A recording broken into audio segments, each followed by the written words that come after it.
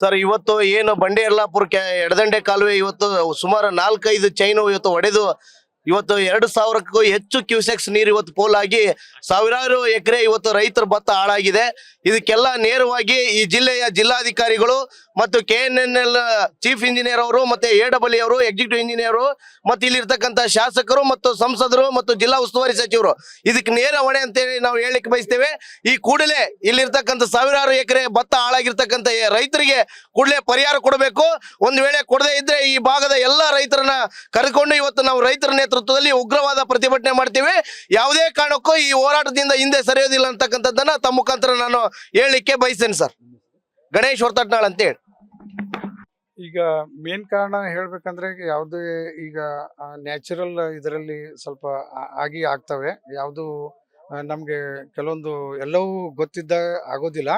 ಇಲ್ಲಿ ಈ ರೀತಿಯಲ್ಲಿ ಡ್ಯಾಮೇಜ್ ಆಗ್ಲಿಕ್ಕೆ ಮೇನ್ ಕಾರಣ ಅಂತಂದ್ರೆ ಇದು ಈ ರೈಟ್ ಸೈಡಿಗೆ ಅಂದ್ರೆ ಲೆಫ್ಟ್ ಸೈಡ್ ಕಟಿಂಗ್ ಅಲ್ಲಿ ಇದೆ ಕೆನಾಲು. ಈ ರೈಟ್ ಸೈಡ್ ಅಲ್ಲಿ ಏನಿದೆ ಎಂಬ್ಯಾಕ್ಮೆಂಟ್ ಇದೆ, ಫುಲ್ ಎಂಬ್ಯಾಕ್ಮೆಂಟ್ ಇದೆ. ಈ ಎಂಬ್ಯಾಕ್ಮೆಂಟ್ ಅಲ್ಲಿ ಸ್ವಲ್ಪ ಎಲ್ಲೋ ರಂಧ್ರ ಆಗಿ ಸಣ್ಣ ಲೀಕೇಜ್ ಆಗಿ ನಾವು ಫುಲ್ ಡಿಸ್ಚಾರ್ಜ್ ಬಿಟ್ಟು ಜನವರಿ 10 ತನಕ ನೀರು ಕೊಟ್ಟಾಗ ಸ್ವಲ್ಪ ಲೀಕೇಜ್ ಅದು ಇರೋದು. ಮತ್ತು ಯೂಶಲಿ ಸಾಮಾನ್ಯವಾಗಿ ಇದ್ದೇ ಇರ್ತಾವೆ. ಆದರೆ ಇದು ಏನಾಗಿದೆ, ಈಗ ಕುಡಿ ನೀರು ಬಿಟ್ಟಾಗ ಒಮ್ಮೆ ನಾವು ಒಂದ್ಸಲ ಸ್ಟಾರ್ಟಿಂಗ್ದಲ್ಲಿ ಯಾವಾಗಲೂ ಕೆನಾಲ್ಗೆ ನೀರು ಬಿಡಬೇಕಾದ್ರೆ 4-5 ದಿನ ನಾವು ಸ್ಟೇಬಲ್ ಆಗಬೇಕಾದ್ರೆ ಕೆನಾಲು ಸ್ವಲ್ಪ ವಾಚ್ ಮಾಡ್ತಾ ಇರ್ತೀವಿ. ಇದನ್ನು ನಾವು ಹಂತವಾಗಿ 2000 ಕ್ಯೂಸೆಕ್ಸ್ ಬಿಡಬೇಕಾದ್ರೂ ಕೂಡ ನಾವು 500, 1000, 1500 ಅಂತ 2000 ತನಕ ರೀಚ್ ಮಾಡಿದ್ವಿ. ಆ ಫುಲ್ ಡಿಸ್ಚಾರ್ಜ್ ಬಿಟ್ಟಾಗ ಲೀಕೇಜ್ ಇಲ್ಲಿ ಜಾಸ್ತಿ ಆಗಿರೋದು ಕಂಡುಬಿಟ್ಟು ನಾವು ಇಮ್ಮಿಡಿಯೇಟ್ ಗೊತ್ತಾದ ತಕ್ಷಣವೇ ಡಿಸ್ಚಾರ್ಜ್ ಮ್ಯಾಗಿಂದು ಬಂದ್ ಮಾಡಿದ್ದೀವಿ. ಬಂದ್ ಮಾಡಿದ್ರು ಕೂಡ ಇದು ಸ್ವಲ್ಪ ಇಲ್ಲಿ ಎಂಬ್ಯಾಕ್ಮೆಂಟ್ ವೀಕ್ ರೀಚ್ ಇದೆ ಮತ್ತು ಇದು ಕರ್ವಿಂಗ್ ಪೋರ್ಷನಲ್ಲಿದೆ. ಕರ್ವಿಂಗ್ ಪೋರ್ಷನ್ದಲ್ಲಿ ಸ್ವಲ್ಪ ವಾಟರ್ ಲೋಡ್ ಜಾಸ್ತಿ ಆಗುತ್ತೆ. ಸ್ವಲ್ಪ ಎಲ್ಲೇ ಹೋಲ್ ಇದ್ದಾಗ ಅದು ಹೋಲ್ ಇನ್ಕ್ರೀಸ್ ಆಗಿ ಸ್ವಲ್ಪ ನಾವು ಪ್ರಿಕಾಷನರಿ ಮೆಜರ್ ಸಫಿಷಿಯೆಂಟ್ ತೊಗೊಂಡಿದ್ದೀವಿ. ಡಿಸ್ಚಾರ್ಜ್ ಬಂದ್ ಮಾಡಿದ್ದೀವಿ. ಇಲ್ಲಿ ಮೇಲ್ಗಡೆನೂ ಶಿವಪುರ ಜಲಾಶಯ ಇರೋದ್ರಿಂದ ಬ್ಯಾಲೆನ್ಸಿಂಗು ನಾವು ಡಿಸ್ಚಾರ್ಜ್ ಕಮ್ಮಿ ಮಾಡಿದ್ರು ಕೂಡ ಇಮಿಡಿಯೇಟ್ ನಿಲ್ಲೋದಿಲ್ಲ ಅದು. ಮತ್ತು ಇಲ್ಲಿ ಸಾಣಾಪುರ ಒಂದಿದೆ ಡೌನ್ ಸ್ಟ್ರೀಮ್ದಲ್ಲಿ, ಅಲ್ಲಿ ಫುಲ್ ಕಂಡೀಷನ್ದಾಗ ರಿಸರ್ವರ್ ಇರೋದ್ರಿಂದ ನಾವು ಡಿಸ್ಚಾರ್ಜ್ ಕಮ್ಮಿ ಮಾಡಿದ್ರು ಕೂಡ ಅದು ಬ್ಯಾಕ್ ವಾಟರ್ ಬಂದ್ಬಿಟ್ಟು ಡಿಸ್ಚಾರ್ಜ್ ಅದು ಹತೋಟಿಗೆ ಬರಲಾರ್ದೇನೆ ರಾತ್ರಿ ಸಡನ್ ಆಗಿ ಬ್ರೀಚ್ ಆಗಿರೋದು.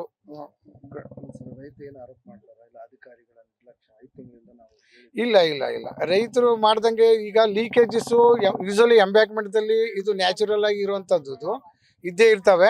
ಬಟ್ ಅವು ಯಾವ ಮಟ್ಟದಲ್ಲಿದೆ, ಎಲ್ಲಿ ಯಾವ ಹಂತದಲ್ಲಿದೆ ಅಂತ ನಾವು ಈಗ ಅದನ್ನ ಐಡೆಂಟಿಫೈ ಮಾಡಿಬಿಟ್ಟು ಎಸ್ಟಿಮೇಟ್ ಮಾಡಿ ಈ ರೀಚನ್ನು ಈ ಕ್ಲೋಸರ್ದಲ್ಲಿ ನಾವು ತಗೊಳ್ಳಿಕ್ಕೆ ಟೆಂಡರ್ ಹಂತದಲ್ಲಿನೂ ಎಸ್ಟಿಮೇಟ್ ಇದೆ ನಮ್ಮದು. ಬಟ್ ಅಷ್ಟರಲ್ಲೇ ಇದು ಆಗಿದೆ. ಕುಡಿ ನೀರು ಈಗ ನಾವು ಈಗ ನಮಗೆ ಒಂದು 4A ಇದು ಎಕ್ಸಾಮ್ಷನ್ದಲ್ಲಿ ನಾವು ರಿಪೋರ್ಟ್ ಮಾಡಿದ್ದೀವಿ ಮೇಲಾಧಿಕಾರಿಗಳಿಗೆ. ಈಗ ಅಂದಾಜು ಪತ್ರಿಕೆಯನ್ನು ಮಾಡಿದ್ದೀವಿ. ಒಬ್ಬ ಅರ್ಹ ಗುತ್ತಿಗೆದಾರ ತಗೊಂಡು ಇಮ್ಮಿಡಿಯೇಟ್ ಆಗಿ ಇದನ್ನ ಕಾಮಗಾರಿ ಒಂದು 8 ದಿನದಲ್ಲಿ ಒಳಗೆ ಮಾಡಿಬಿಟ್ಟು ಈ ಕುಡಿ ನೀರು ಮತ್ತೆ ಬಿಡು ಪ್ರೋಗ್ರಾಮ್ ನಾವು ಇದು ಮಾಡ್ಕೊಂಡಿದ್ದೀವಿ. ನನ್ನ ಹೆಸರು MS ಗೋಡೇಕರ್ ಅಂತ, ಎಕ್ಸಿಕ್ಯೂಟಿವ್ ಇಂಜಿನಿಯರ್ ಇಲ್ಲಿ. Thank you. Main canal Basapura ಮುಂದೆ ಬ್ರೀಚ್ ಆಗಿರ್ತಕ್ಕಂಥದ್ದು ಸುದ್ದಿ ತಿಳಿದ ತಕ್ಷಣ ನಾವು ಕೂಡ ಇಲ್ಲಿಗೆ ಬಂದೆಲ್ಲ ವಿಸಿಟ್ ಮಾಡಿದ್ವಿ. ಇಲ್ಲೆಲ್ಲ ರೈತರು ಹೇಳ್ತಿದ್ರು ಇಲ್ಲ ಮೊದಲಿಂದ ಸ್ವಲ್ಪ ಲೀಕೇಜ್ ಇತ್ತು ಅದು ಅಂಥೇಳಿ.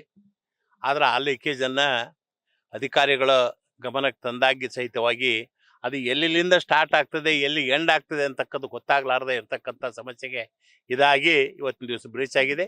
ಇಮಿಡಿಯೇಟ್ಲಿ ತಕ್ಷಣ ಏನೈತಲ್ಲ ಎಲ್ಲ ಅಧಿಕಾರಿಗಳು ಮುಂಜಾನೆಯಿಂದನೇ ಇವತ್ತು ಎಲ್ಲ ರೀತಿಯಿಂದ ಅದಕ್ಕೆ ಏನು ಕಾರ್ಯಕ್ರಮ ತೆಗೆದುಕೊಳ್ತಕ್ಕಂಥ ಕೆಲಸ ಮಾಡಿದ್ದಾರೆ. ಇವೆಲ್ಲ ನಿರೀಕ್ಷಿತ. ಯಾಕಂದರೆ ಮೇನ್ ಕೆನಾಲ್ ದೊಡ್ಡ ಪ್ರಮಾಣದಲ್ಲಿ ನೀರು ಹರಿಯೋದ್ರಿಂದ ಇದು ಈಗಾಗಲೇ 50 ವರ್ಷದಿಂದ ಆಗಿರ್ತಕ್ಕಂಥ ಕೆನಾಲ್. ಇವು ನಿರೀಕ್ಷಿತ ಇರ್ತವೆ.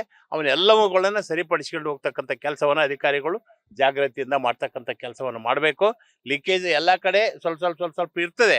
ಆದರೆ ಎಲ್ಲೆಲ್ಲಿಂದ ಸ್ಟಾರ್ಟ್ ಆಗ್ತದೆ ಆದರೆ ಹೆಂಗೆ ಬಂದ್ ಮಾಡ್ಬೇಕು ಅಂತಕ್ಕದ್ದು ಕೂಡ ಈ ತಾಂತ್ರಿಕ ವಿಷಯಗಳಲ್ಲಿ ಭಾಳಷ್ಟು ತೊಂದರೆಗಳು ಒಳಪಡ್ತಾರೆ. ಈ ರೀತಿ ಬ್ರೀಚ್ ಆಗದಾಗ ಮಾತ್ರ ಎಲ್ಲ ರೀತಿಯಿಂದ ಕಾಂಪ್ಯಾಕ್ಟ್ ಆಗಿ ಕೆಲಸ ಮಾಡ್ತಕ್ಕಂಥ ಕೆಲಸವನ್ನು ಅಧಿಕಾರಿಗಳು ಮಾಡ್ತಾರೆ. ತಕ್ಷಣ ಏನೈತಿಲ್ಲ ರೈತರಿಗೆ ಯಾವುದೇ ರೀತಿಯಿಂದ ಇದು ತೊಂದರೆ ಆಗಲಾರ್ದ ರೀತಿಯಲ್ಲಿ ಕೆಲಸವನ್ನು ಮುಗಿಸ್ಲಿಕ್ಕೆ ಸರ್ಕಾರದಿಂದ ಮತ್ತು ಅನುಮತಿ ಎಲ್ಲ ರೀತಿಯಿಂದ ಅವ್ರಿಗೇನು ನಿರ್ದೇಶನ ಕೊಡ್ತಕ್ಕಂಥ ಕೆಲಸವನ್ನು ಇವತ್ತು ನಮ್ಮ ನಾಯಕರು ಮಾಡ್ತಾರೆ. ನೋಡಿ ಅದ್ರ ಬಗ್ಗೆ ಅದೆಲ್ಲ ತಹಸೀಲ್ದಾರ್ ಬರ್ತಾರೆ, AC ಬರ್ತಾರೆ, ಅಧಿಕಾರಿಗಳು ಬರ್ತಾರೆ. ಏನು ಅವಕಾಶಗಳಿದೆ ಅವ್ನು ಮಾಡ್ತಾರೆ. ಬಸಾಪುರ ಹತ್ರ ಕೆನಾಲ್ ಬ್ರೀಚ್ ಆಗಿದೆ. ಈ ಬ್ರೀಚ್ ಆದ ಸ್ಥಳದಲ್ಲಿ ನಮ್ಮ ಕಾರ್ಯಕರ್ತರು ನಮ್ಮೆಲ್ಲ ರೈತರ ಜೊತೆಗೆ ನಾವು ಅಲ್ಲಿ ಭೇಟಿ ಕೊಟ್ಟಾಗ ಆ ಬ್ರೀಚ್ ಆ ಸ್ಥಳವನ್ನು ನೋಡಿದ್ವಿ. ಅದಕ್ಕಿಂತ ಮೊದಲು ಅಲ್ಲಿ ಇರ್ತಕ್ಕಂಥ ರೈತರನ್ನ ಕೇಳಿದ್ವಿ ನಾವು ಈ ಸ್ಥಿತಿಗೆ ಬರ್ಬೇಕಾದ್ರೆ, ಯಾಕಂದ್ರೆ ನೀರು ಪೂರ್ಣ ಬಿಟ್ಟಿಲ್ಲ, ಅರ್ಧ ನೀರು ಬಿಟ್ಟಿದ್ದಾರೆ, ಕುಡಿಯೋ ನೀರಿಗೆ ಕಷ್ಟಪಟ್ಟು ಇಷ್ಟಾದ್ರೂ ಇದು ಹೆಂಗ್ ಹೊಡಿತು ಅಂದಾಗ ಆ ರೈತರ ಆಕ್ರೋಶ ಅವ್ನು ಕೇಳಿದ್ರೆ ಹೆದರ್ಬೇಕು. ಯಾಕಂದ್ರೆ 4 ತಿಂಗಳಿಂದ ಅವ್ರು ಇನ್ಫಾರ್ಮ್ ಮಾಡ್ತಾ ಇದಾರಂತ ಡಿಪಾರ್ಟ್ಮೆಂಟ್ಗೆ, ಬರ್ರಿ ನೋಡ್ರಿ ತೆಗ್ ಬಿದ್ದಿದೆ, ಇದು ಹೋಲ್ ಬಿದ್ದಿದೆ, ಅದು ಪೂರ್ಣ ಇದಾದ್ಮೇಲೆ ಮಾಡೋಣ ಅಂತೇಳಿ ಅತಿ ಕೇರ್ಲೆಸ್ ಆಗಿ ಅಧಿಕಾರಿಗಳು ರೈತರಿಗೆ ಹೇಳಿದ್ದಾರೆ. ಅವ್ರು ಭಾಳ ನೊಂದು ಹೇಳಿದ್ರು. 4 ತಿಂಗಳಿಂದ ಹೇಳ್ತಾ ಇದ್ದೀವಿ ಸರ್, ಇದು ಹೊಡಿತೈತಿ, ಇದು ಆಗ್ತೈತಿ ಅಂತ. ಯಾಕಂದ್ರೆ ರೈತರಿಗೆ ಗೊತ್ತಿರುತ್ತೆ ಗುದ್ದು ಯಾವುದು, ಇಲಿ ಗುದ್ದು ಯಾವುದು, ಟೋಕಿಂಗ್ ಯಾವುದು ಅನ್ನೋದು ರೈತ. ಯಾಕಂದ್ರೆ ಬೆಳಗ್ಗೆ ಎದ್ರೆ ರೈತ ಹೊಲ್ದಾಗ ಇರ್ತಾನೆ, ಅವನಿಗೆ ಅದ್ರದ್ದು ಇದು ಇರ್ತೈತಿ. ಆ ಟೈಮಲ್ಲಿ ಕರೆಕ್ಟಾಗಿ ಆಫೀಸರ್ಸ್ ಅದನ್ನ ಸಹಕಾರ ಮಾಡಿ ಅದನ್ನ ಕೆಲಸ ಮಾಡಿದ್ರೆ ಈ ಸ್ಥಿತಿ ಬರ್ತಿದ್ದಿಲ್ಲ. ಆದ್ರಿಂದ ನಾವು ಸರ್ಕಾರವನ್ನು ವಿನಂತಿ ಮಾಡ್ಕೊಳ್ಳೋದು ಇಷ್ಟೇ, ನಮ್ದು ಏನು ತುಂಗಭದ್ರಕ್ಕೆ ಅತಿ ಕೇರ್ಲೆಸ್ ಮಾಡ್ತಾ ಇದ್ದಾರೆ ಎಲ್ಲ ವಿಷಯದಲ್ಲಿ. ಈ ವಿಷಯದಲ್ಲಿ ನೀವು ರೈತರಿಗೆ ಪರಿಹಾರ ಕೊಡಲಿಲ್ಲ ಅಂದರೆ, ರೈತರಿಗೆ ಪರಿಹಾರ ಕೊಡೋಕೆ ಹಿಂದೆ ಮುಂದೆ ನೋಡಿದ್ರಂದ್ರೆ ನಾವು ಹೋರಾಟ ಮಾಡ್ಬೇಕಾಗತ್ತೆ. ಯಾಕಂದರೆ ಅಲ್ಲಿರ್ತಕ್ಕಂಥ ರೈತರ ಸಮಸ್ಯೆ ಇದೆ, ಪಾಣಿ ಬಗ್ಗೆ, ಅದು ಇದ್ರ ಬಗ್ಗೆ. ಆ ಸಮಸ್ಯೆ ನೋಡಬೇಡಿ, ನಿಮ್ಮ ಅಧಿಕಾರಿ ತಹಸೀಲ್ದಾರ್ ಮತ್ತು ಡಿ ಸಿ ಅವರು ಇನ್ಸ್ಪೆಕ್ಷನ್ ಮಾಡಿ ಸರ್ವೆ ಮಾಡಿ ಎಷ್ಟು ಎಕರೆ ಯಾವ ರೈತಂದು ಹೋಗಿದೆ ಸರ್ವೇದರನ್ನು ಕರ್ಕೊಂಡು ಸರ್ವೆ ಮಾಡಿ ಅವ್ರಿಗೆ ಪರಿಹಾರ ಕೊಡಿ. ಯಾಕಂದರೆ ಬಿತ್ತಿದಾಗಿಂದ ಇಲ್ಲಿವರೆಗೂ ಕನಿಷ್ಠ 1 ಎಕರೆಗೆ 40-45 ಸಾವಿರ ರೂಪಾಯಿ ಖರ್ಚು ಮಾಡ್ತಾನೆ ರೈತ. ಯಾಕಂದರೆ ಕೈಗೆ ಬಂದಿದೆ ಪೀಕು, ಇನ್ನೊಂದು 15 ದಿವಸದಲ್ಲಿ ಕೊಯ್ಬೇಕು ನಾವು. ಅಂಥ ಸಮಯದಲ್ಲಿ ಈ ರೀತಿ ಹಾಳಾಗಿದ್ದು ನೋಡಿದರೆ ಯಾರಿಗಾದರೂ ದುಃಖ ಆಗುತ್ತೆ. ರೈತ ಬಡ್ಡಿ ಸಾಲ ಆ ಸಾಲ ತೊಗೊಂಡು ಮಾಡಿರ್ತಾನೆ. ಈಗ ಅವರು ಯಾವ ಸ್ಥಿತಿಯಲ್ಲಿದ್ದಾರೆ ಅಂದರೆ, ನೀವು ಬೇಕಾದ್ರೆ ಪ್ರಶ್ನೆ ಹೋಗಿ ಅಲ್ಲಿ ರೈತನ ಕೇಳ್ಬೋದು, ಅವ್ನ ಪರಿಸ್ಥಿತಿ ಹೇಳ್ತಾನೆ. 4 ತಿಂಗಳಿಂದ ಹೊಡ್ಕೊತಾ ಇದೀವಿ ಸರ್, ಕರ್ಕೊಂಬಂದು ತೋರಿಸ್ತಾ ಇದ್ದೀವಿ, ಅವ್ರಿಗೆ ಒಟ್ಟ ಇದಿಲ್ಲ. ಅಂದರೆ ಆಡಳಿತ ಎಷ್ಟು ಕುಸಿದಿದೆ, ಅಧಿಕಾರಿಗಳು ಎಷ್ಟು ಬೇಜವಾಬ್ದಾರಿಯಿಂದ ಸರ್ಕಾರದಲ್ಲಿ ಕೆಲಸ ಮಾಡ್ತಾ ಇರೋದನ್ನ ಇದು ಒಂದು ಉದಾಹರಣೆ. ಅಂಥವ್ರ ಮೇಲೆ ಆ್ಯಕ್ಷನ್ ತಗೋಬೇಕು. ಫಸ್ಟ್ ನೀವು ಬ್ರೀಚ್ ಮಾಡೋದನ್ನು ನೋಡೋಕ್ಕಿಂತ ಮೊದಲು ರೈತರು ನೋಡ್ರಿ, ರೈತರ ಪರಿಹಾರ ಕೊಟ್ಟು ಬ್ರೀಚ್ ಮಾಡೋದನ್ನು ಮಾಡಿ. ಇಲ್ಲ ಅಂದರೆ ಮುಂದೆ ಇಲ್ಲಿರ್ತಕ್ಕಂಥ ರೈತ ಮೌನವಾಗಿದ್ದಾನೆ. ಎಲ್ಲಿವರೆಗೂ ಮೌನ ಇರ್ತಾನೆ ಅಂದರೆ ಅವನು ಹೊಟ್ಟಿ ಕುತ್ತಿಗೆವರೆವರೆಗೂ ಮೌನಾಗಿದ್ದಾನೆ. ಕುತ್ತಿಗೆ ಬಂದಿದೆ, ಯಾರೂ ಮೌನ ಇರಲ್ಲ. ಇದಕ್ಕೆ ಹೋರಾಟನೇ ಮುಖ್ಯ ಅಂತೇಳಿ ಹೋರಾಟ ಮಾಡ್ಬೇಕಾಗತ್ತೆ. ಇದು ನಮ್ಮ ಉದ್ದೇಶ.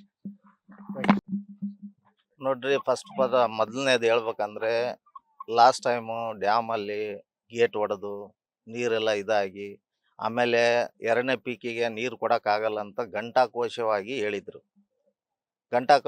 ಹೇಳಿದರು. ಈಗ ಇದು ನೋಡ್ರಿ, ಇದು ಒಂದು ರೀತಿ ನಮ್ಮ ಈ ಲೆಫ್ಟ್ ಬ್ಯಾಂಕ್ ಕೆನಾಲು ಜೀವನಾಡಿ. ಯಾಕಂದ್ರೆ ಸಿಂಧನೂರು, ರಾಯಚೂರು ಅಲ್ಲಿವರೆಗೆ ಹೋಗ್ತದೆ, ಅಲ್ಲಿವರೆಗೆ ಕುಡಿಯೋಕೆ ನೀರು. ಇದು ಮೇನ್ ಹೇಳ್ಬೇಕಂದ್ರೆ ನೀರಾವರಿ ಸಚಿವರು ಏನು ಅದರಲ್ಲ, ಇದಕ್ಕೆ ಮೇನ್ ಅವರೇ ಕಾರಣ. ಯಾಕಂದ್ರೆ ಯಾರ್ಯಾರಿಗೂ ಗುತ್ತಿಗೆ ಕೊಟ್ಟು ಇದು ನೋಡ್ರಿ 3ನೇ ಸಲ ಇದು ಹಿಂಗಾಗಕ್ಕೆ ಕಲ್ಪೆ ಕಾಮಗಾರಿ ಮಾಡಿರೋದ್ರಿಂದ ಈ ಪ್ರಾಬ್ಲಮ್ ಆಗಿರೋದು. ಇದು ಮೇನ್ ಅಧಿಕಾರಿಗಳು, ಸಚಿವರೇ ಇದಕ್ಕೆ ಕಾರಣ.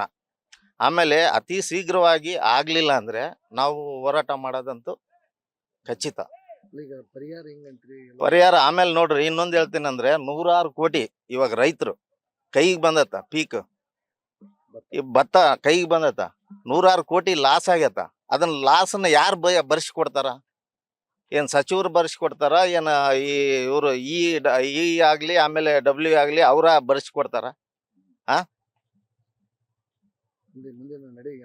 ಮುಂದಿನ ನಡೆ ಏನಿಲ್ಲ. ಅವರು ಶೀಘ್ರವಾಗಿ ಕೆಲಸ ಮಾಡಿ ಏನು ಸೂಕ್ತ ಕ್ರಮ ತಗೊಳ್ಳಿಲ್ಲ ಅಂದ್ರೆ ನಾವು ಮುಂದಿನ ಹೋರಾಟ ಮಾಡುತ್ತಾ ಇರೋದು. ನಮ್ಮ ಹೆಸರು ಹುಲ್ಗಪ್ಪ ಅಂತ ಹೇಳಿ, ಜಿಲ್ಲಾ ಅಧ್ಯಕ್ಷರು ರೈತ.